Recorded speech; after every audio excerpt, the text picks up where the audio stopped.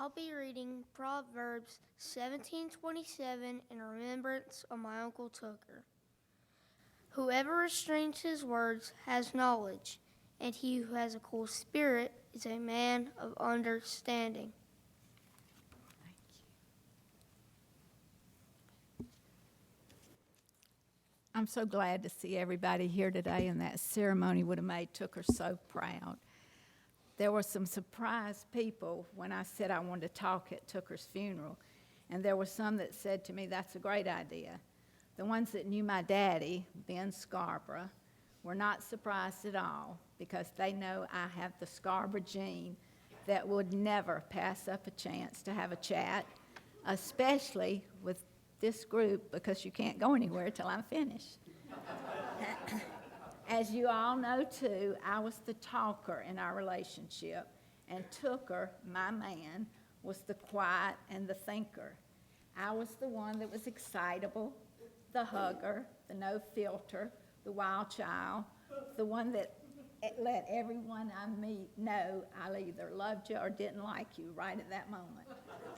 In other words, my man and I were the poster children of the old adage, opposites attract. Today, for a few minutes, I want to let you in on some of the secrets and thoughts of my man. First, he loved his family. He would talk for hours about the things he did as a child, all the cousins, the aunts, the uncles, the pets, the trips, the Christmas times, with his daddy, his mama, Dink, Catherine, Drew, Madge, and Fluky. Listening to his dad and the other family members playing and singing was a great memory for him. He had lots of funs that he shared with me about with his family. He was short in stature, but you knew that. But did you know that it didn't even bother him at all? He loved the song Short People, and he would dance like crazy whenever he heard it.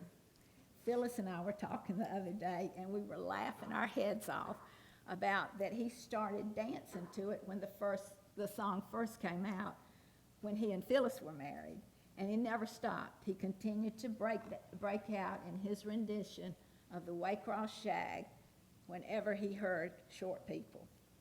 Speaking of dancing, he loved to dance, but only the Waycross Shag.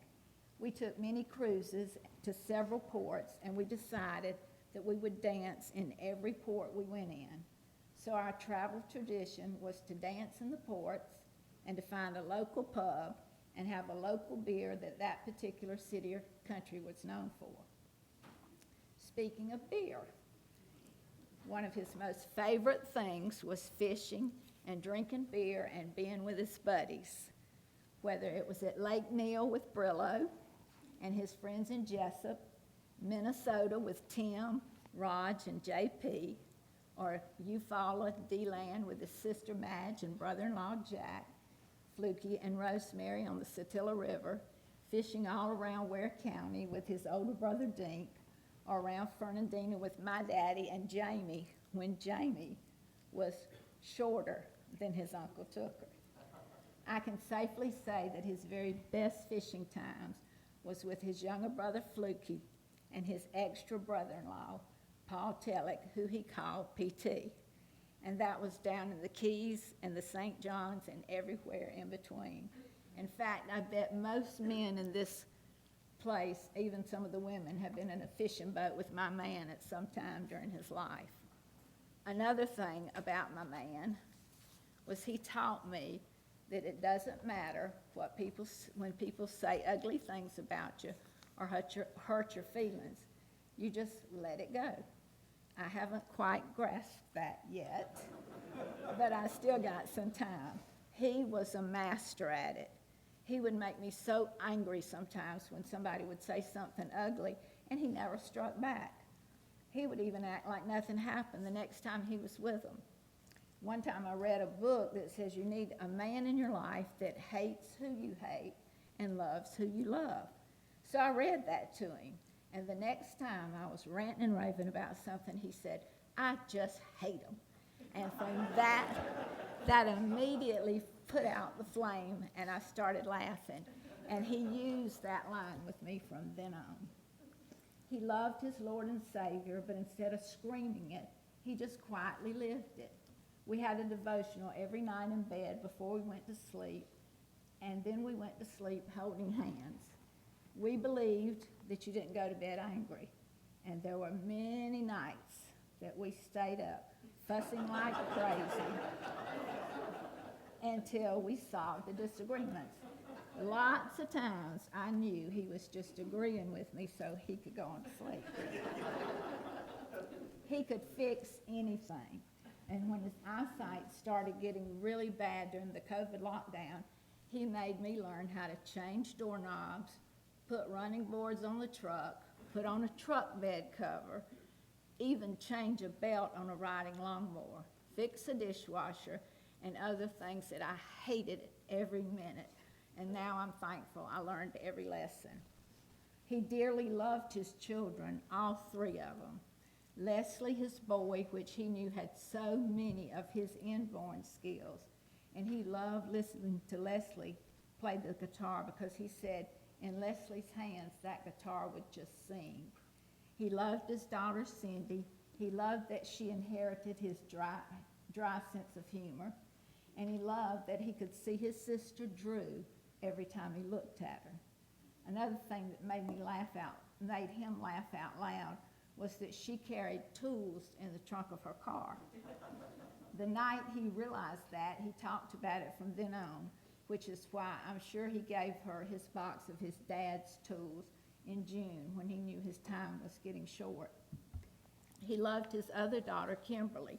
He nicknamed her Junior because she applied so much she learned from him into her life, like her work ethic and the fact that she doesn't dwell when people hurt her. She's learned that, I haven't. And he also knew that she would come whenever he needed her, whether it was to help me after my breast cancer surgery or in Jacksonville when he fell and had a brain bleed, and even as we faced this 3-year journey. She was our calm throughout all this, and he knew she would be my calm after he was gone. He also loved his son-in-law, John, Jon, and he nicknamed him No H. He asked me after they married, did I realize that she had married someone a lot like him, which I said, yeah, I do. Of course, I knew that my man wasn't perfect, but he was my best friend, and I was his #1 fan. And throughout our lives together, God has worked one miracle after another through our families and our friends. We learned that God does not replace people in your life that for whatever reason slip away from you, but he adds people to ease the pain. His sister Madge and brother Fluky have been together at the beach in Crooked River more lately because they knew after losing Dink, you need to let your siblings know how much you care about them. My Aunt Jackie, his sunrise watching buddy, and my mother and daddy loved him dearly from the minute they first met. Heather, Jamie, and our grandson nephews, Ben, Ethan, and Jase, are 5 more that came into his life and gave him such happiness. His sister-in-laws, Jan, Karen, Rosemary, and Ann, plus his brother-in-laws, Jack, Tim, and Terry, loved him, and he knew it, and he loved them too. He also loved his shop buddy, Grayson, a person that he enjoyed being able to pass his machine skills down. That really blessed his life. God surrounded us with our wonderful neighbors, Josh, Bonnie and Sandy Gaskins, Sherry and Ronnie Cruz, Jeremiah, Raul, Elizabeth, Belle, Bella, Sophia, and baby Leo, that made the last couple of years of his life so happy and so much fun. There are others that I haven't listed, but you know who you are. In closing, I would like to say that when I moved back to Waycross, completely broken with a 6-year-old in tow, Tucker Dell, my man, healed my broken heart, and he raised my child as his own. He would say all the time, every time I kiss you, all I kiss is teeth. because you're always grinning. I think it thrilled him that I loved him so deeply, and that I thought he was cute and precious, and that I knew his flaws, but I loved him in spite of them. I'll miss him the rest of my life, but I know without a doubt that on February 3rd at 1:06 in the early morning hours, as I slept next to him in his hospice bed, holding his hand, he slipped away from me and he started dancing the Waycross shag with the angels around the foot of his Lord's throne. I love you, my man, and this next song I dedicate to you in this life.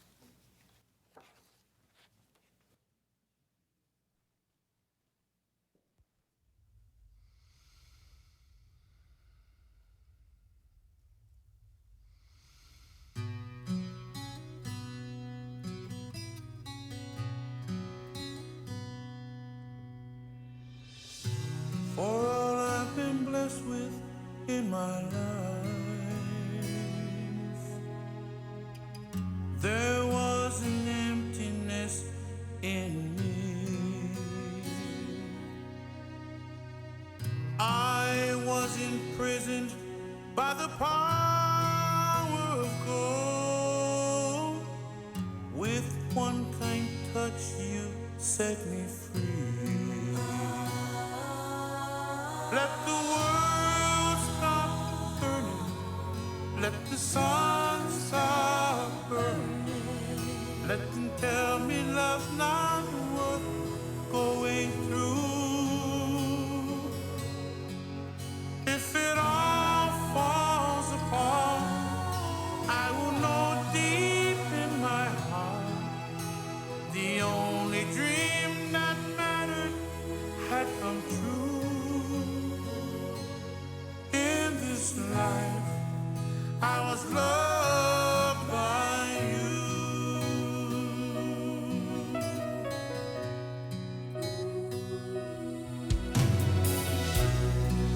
For every mountain I've climbed, every raging river crossed, you were the treasure that I longed to find. Without your love, I would be lost. Let the world stop turning. Let the sun stop burning. Let them tell me love's not worth going through. If it all falls apart, I will know deep in my heart the only dream that mattered had come true. In this life, I was loved by you. I know that I will live forever, but forever I'll be loving you.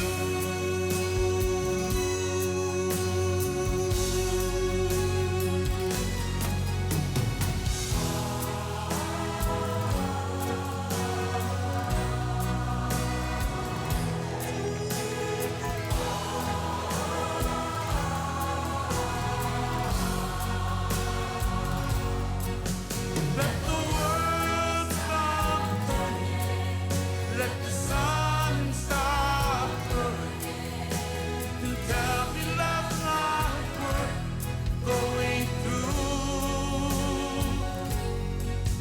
If it all falls apart, I will know deep in my heart the only dream that matters has come true. In this life, I was loved by you. In this life, I was loved by you.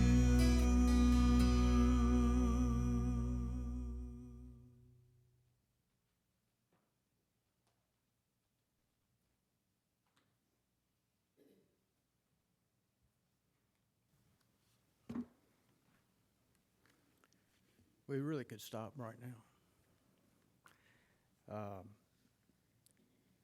On behalf of Becky and her family, I want to thank you for choosing to be here today and celebrating Tooker's life. To me, Tooker and Fluky both, because they were the closest in my age group, lived life. And they lived it always, even in the tough times. So we're celebrating the life of someone who lived his life in a way that we can appreciate. You know, each of us comes to this place with our own memories, and that's okay. Your memories and my memories may or may not be the same. But I hope that by the time we are through here celebrating Tooker's life, that you will have been able to remember him as you did, and in all honesty, the good times and the bad, and that you'll be able to, in a sense, take those memories and continue to live his life and to remember him and to fill in that void that his death has caused in our lives. Fill it in with good memories.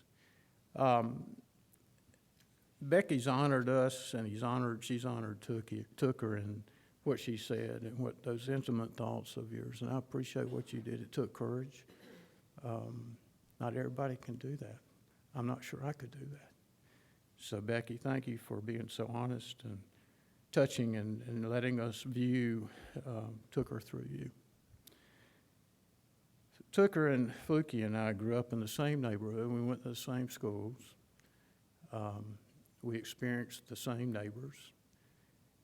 I would suggest to you that those of you who grew up in the 50s and 60s like we did, we probably grew up in the best of times.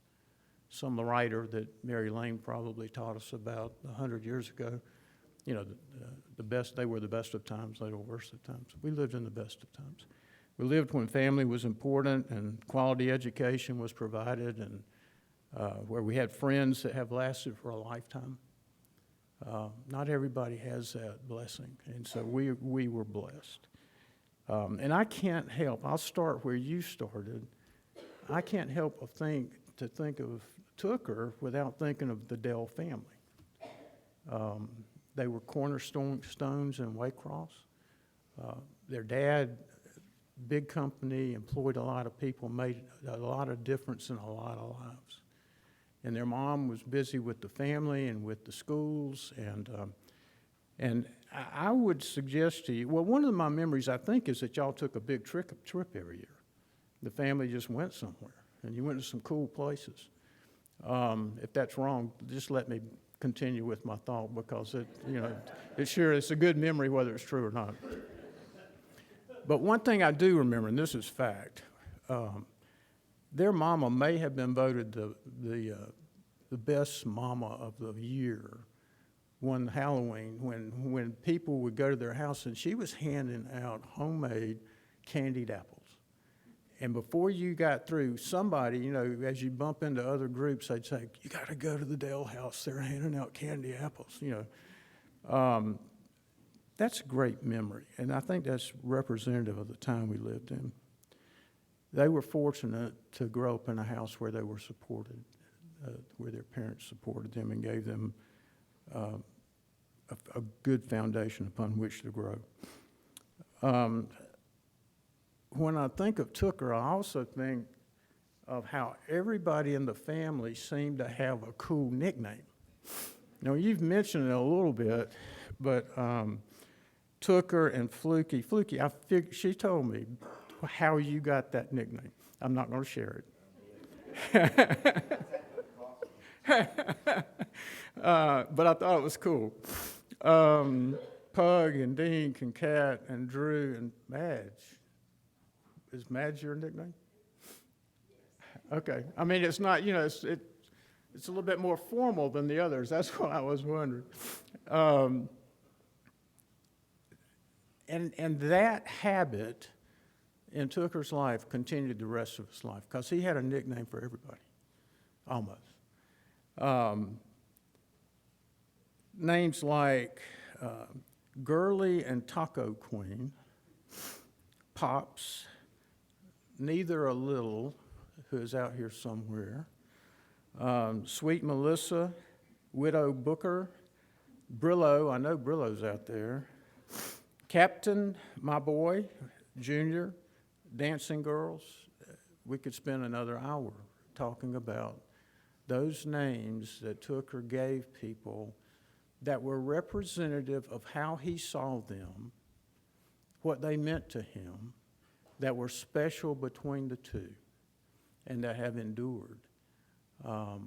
That shows not only humor, it shows a great deal of insight and intelligence to put those things together. No, not everybody has that ability either. When I think of Tooker, I certainly think about his being a veritable genius with machines. He worked at Voith, which was in our day Scapa Dryers, for 28 years. He never missed a day of work. And he had a reputation there of being able to fix anything. His managers would go to him and express a problem with something, with a process or with a machine, and it may take a while to figure out how to fix it, but he fixed it. And Becky told me that he had a number of patents filed and approved because of some of the things he created to fix those machines. I can't tell you how many times in my life somebody has told a story about a machine that was very important in their business, a machine that was older and could not be replaced, couldn't be fixed and couldn't be replaced. And how time after time somebody would suggest Tooker, well, you need to go see Tooker. Have you had Tooker take a look at that machine? And how they would go to him and he would fix it and put that machine back into production, saving untold numbers of dollars, and in some cases continuing a process that otherwise could not have been continued. Tooker was described by some as having the ability to lay his hands on a machine and feel its pain, to kind of sense what was wrong with it, and given time could fix it. And that is a God-given gift, and he used it, and he touched a lot of lives by doing that. When I think of Tooker, I also remember that in his younger years, he played in a band from time to time. And he played the guitar. But I'm told that keeping time in that band was not one of his God-given gifts. So he's not perfect. When I think of Tooker, I think about how proud he was to serve in the United States Navy. Wasn't that a touching memorial? It always is. Tooker served during Vietnam when people who were serving the military weren't particularly respected, and in fact, sometimes they were hated. And he served anyway, doing what he thought was right. He served on the DD-850. DD represents destroyers. So he served on a destroyer. It was built in 45, I think, right after the war, as a part of the construction during the war. And it was named after President Kennedy's older brother, Joseph P. Kennedy, Jr. So it was a Joseph P. Kennedy, Jr. And they did escort duty during the Vietnam War with convoys and so forth. You won't be surprised to know that the Kennedy had a nickname, and it was Joey P. And I wonder if Tooker had anything to do with that nickname. We'll never know, probably, but if he didn't create it, he probably fine-tuned it, you know. When I visited with Becky a couple of days ago, she shared a quote by Henri Mouin. That's French, and I obviously don't know anything about French. But it expresses what she has been experiencing and what we, to a certain extent, are experiencing. The sting of death will burn like fire when a loved one is taken from us. But we can go on living for Jesus in the midst of our heartache and our heartbreak, because we know that death was defeated for us by him who is the resurrection and the life, the one who conquered death forever. We all know that the death of a loved one brings with it a broken heart and a disrupted life.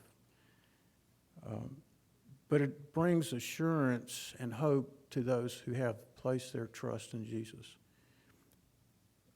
I have said this before in some of your presence, but whenever I go to a funeral, I can't help but think about that I'll have a funeral one day too, that we all are born for this moment. And I can't help but wonder while I'm sitting in the pews, am I right with my Creator? And usually I wonder about, is the one we're eulogizing today right with his Creator? I can assure you, when I think of Tooker, I am sure that he is right with his Creator. And I'm sure of that because several years ago, when his disease was progressing, he could not remember the day that he accepted Christ. And he shared that with Becky. And they sat together and talked about it. And he recommitted his life on that day to Jesus. So I know exactly where he is, and you do too, because of his recommitment. On February 3rd, Tooker's soul slipped his moorings, and it sailed to be with Jesus, and he's going to be there for the rest of his life, for the rest of eternity.